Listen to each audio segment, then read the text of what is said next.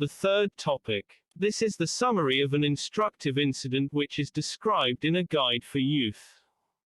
One time, I was sitting by my window in Eskişehir prison during the Republic Festival. Opposite me, the older girls of the high school were laughing and dancing in the schoolyard.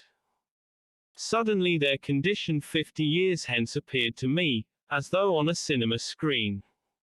I saw that of those 50 to 60 girl students, 40 to 50 had become earth in the graves, and were suffering torments. While 10 were ugly 70 to 80-year-olds who were despised where they might have expected love because they did not preserve their chastity when young. This I observed with complete certainty and I wept at the pitiable states. Some of my friends in the prison heard my weeping, and came and asked me about it. I told them, "Leave me alone for now, I want to be alone."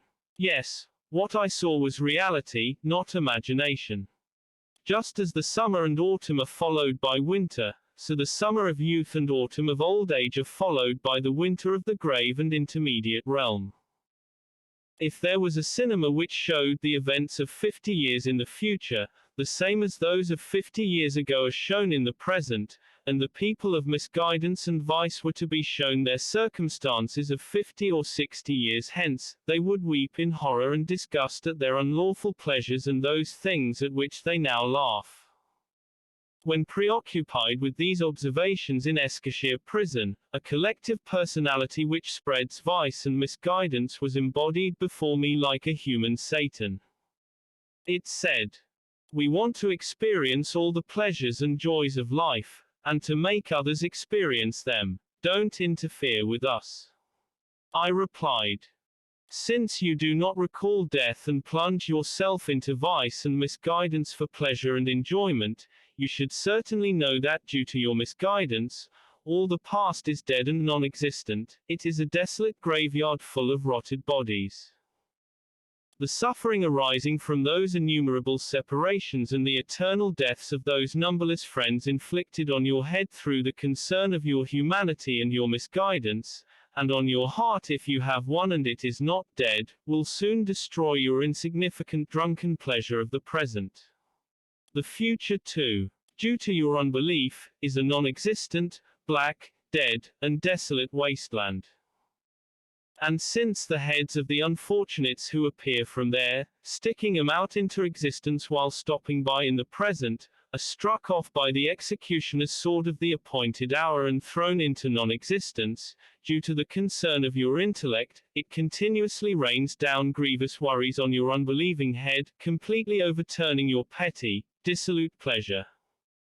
If you give up vice and misguidance and enter the sphere of certain, verified belief. According to Bediüzzaman, the aim of the Risale-i Nur is to gain for its readers certain, verified belief Iman-i Tahkiki. This has been defined as to acquire certain knowledge of all questions related to belief through close investigation, and to live that belief. Firm, unshakable belief. C. Abdullah Yegan, Yeni Lugat 3rd. EDN. Istanbul. 1975, 271. And righteousness, you will see through the light of belief that the past is not non-existent and a graveyard that rots everything, but an existent, light-filled world which is transformed into the future and into a waiting room for the immortal spirits who will enter palaces of bliss in the future. Since it appears thus, it affords not pain, but according to the strength of belief, a sort of paradisical pleasure. The future, too, appears to the eye of belief not as a dark wasteland, but where banquets and exhibitions of gifts have been set up in palaces of everlasting bliss by the most merciful and compassionate One of glory and bestowal, whose mercy and munificence are infinite and who makes the spring and summer into tables laden with bounties. Since, knowing he will be dispatched there, a person observes this on the cinema screen of belief, he may experience in a way the pleasures of the eternal realm. All may do this according to their degree. That is to say, true, pain-free pleasure is found only in belief in God, and is possible only through belief. Being related to our discussion, we shall explain here by means of a comparison, which is included in a guide for others. A footnote, only a single benefit and pleasure out of the thousands that belief produces in this world too. It is as follows. For example, your beloved only child is suffering the pangs of death and you are thinking despairingly of your being eternally parted from him. Then suddenly a doctor like Kidder or Lukeman the Wise arrives with a wondrous medicine. Your lovely and lovable child opens his eyes, delivered from death. You can understand what joy and happiness it would give you. Now, like the child, millions of people whom you earnestly love and are concerned for are in your view rotting in the graveyard of the past and are about to be annihilated, when suddenly the reality of belief, like Lukeman the Wise, shines a light from the window of heart onto the graveyard, which is imagined to be a vast place of execution. Through it, all the dead spring to life. On the declaring through the tongue of disposition, we had not died and shall not die. We shall meet with you again. You feel an endless joy, which belief gives in this world too, proving that belief in God is a seed that were it to be embodied, a private paradise would emerge from it, becoming the tuber tree of that seed.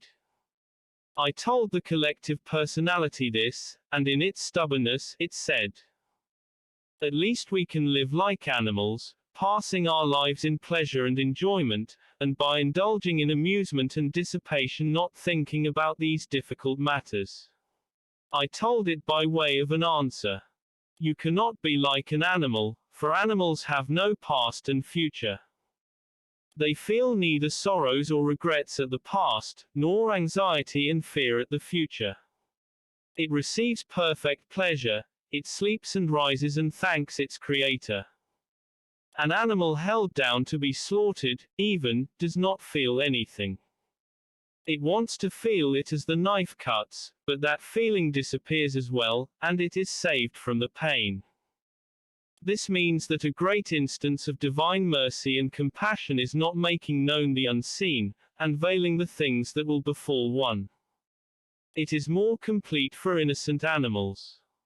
But, oh man, your past and future emerge from the unseen to an extent because of your reason, so you are entirely deprived of the unconcern of the animals due to the unseen being concealed from them. The regrets and painful separations coming from the past, and the anxieties coming from the future reduce to nothing your insignificant pleasure, they make it 100 times less than that which the animals receive. Since the reality is this, either throw away your intellect, become an animal and be saved, or come to your senses through belief, listen to the Quran, and receive pure pleasure 100 times greater than that of the animals in this transitory world too. Saying this, I silenced it. Yet, that obdurate collective personality still turned to me and said, at least we can live like those Westerners who are without religion. I replied, you cannot be like the irreligious people of Europe, either. For even if they deny one prophet, they can believe in the others. If they do not know the prophets, they may believe in God. And even if they do not know God, they may possess certain personal qualities through which they find fulfillment. But if a Muslim denies the prophet of the end of time, peace and blessings be upon him, who was the final and greatest of the prophets and whose religion and cause are universal, and if he abandons his religion, he will accept no other prophet and perhaps not even God. For he knows all the prophets and God and all perfections through the prophet of the end of time, peace and blessings be upon him, they can have no place in his heart without him. It is for this reason that since early times people have entered Islam from all other religions, but no Muslim has become a true Jew, Magyar, or Christian. Muslims who abandon their religion rather become irreligious, their characters are corrupted, and they become harmful for the country and nation. I proved this, and the obstinate collective personality could find no further straw to clutch at, so it vanished and went to hell. My friends who are studying together with me in this school of Joseph.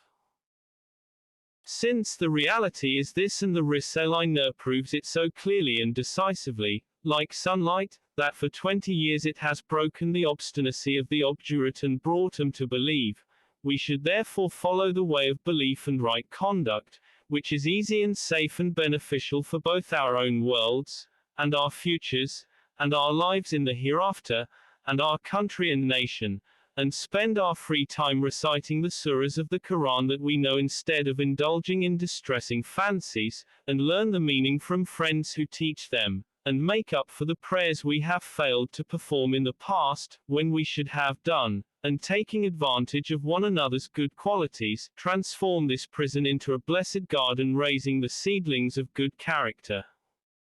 With good deeds like these, we should do our best to make the prison governor and those concerned not torturers like the angels of hell standing over criminals and murderers, but righteous masters and kindly guards charged with the duties of raising people for paradise in the school of Joseph and supervising their training and education.